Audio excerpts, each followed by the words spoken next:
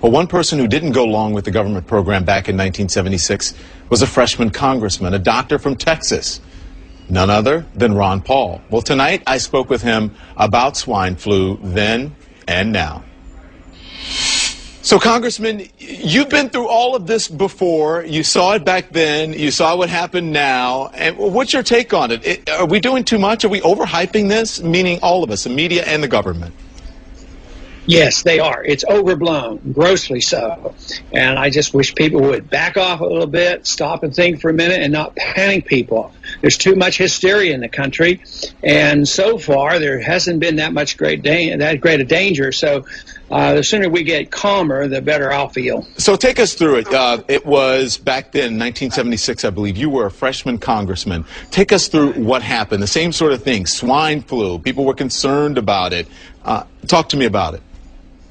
In 1976, I was sworn in a special election, and I obviously was very new to the situation. It was at that time that Ford was running against Reagan, and it was a tight race, and it was politicized, and the flu came in, and it was a big deal. We had a vote to indicate that we should inoculate everybody in the country. Medically, it made no sense to me, and politically, it sounded like a bad deal. There were two of us that voted against it. Another doctor, Dr. Larry McDonald, and I said it was bad medicine, was bad politics. And it turned out that that was pretty perceptive, because we only had one person die from the flu, and that might have been from other reasons. 25 people died from the inoculations. If you were in charge, what would you do? I would probably do a lot less and just think about it and see if there's any need to do anything at all. This idea that government has to come to the rescue, I think it's more or less a reflection that we have too many people in government that like the idea that they have to justify their existence. So whether it's in foreign policy, scare the people to death, great fear, and then you can do what you want. If there's an economic crisis, scare the people to death, and then you can socialize the economy.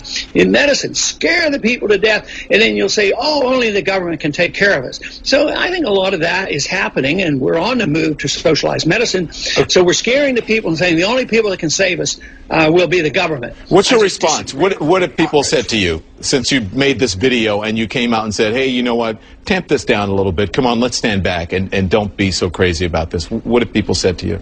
Do you know what? I have to tell you the honest truth. I have not had one person say to me that, you know, that I have undermined anything about dealing with this problem.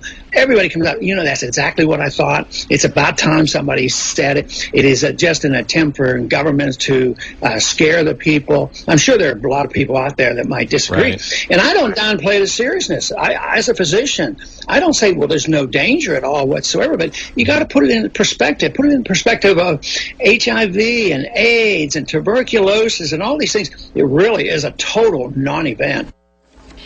There you go. Everything old is new again. But some are saying better safe than sorry.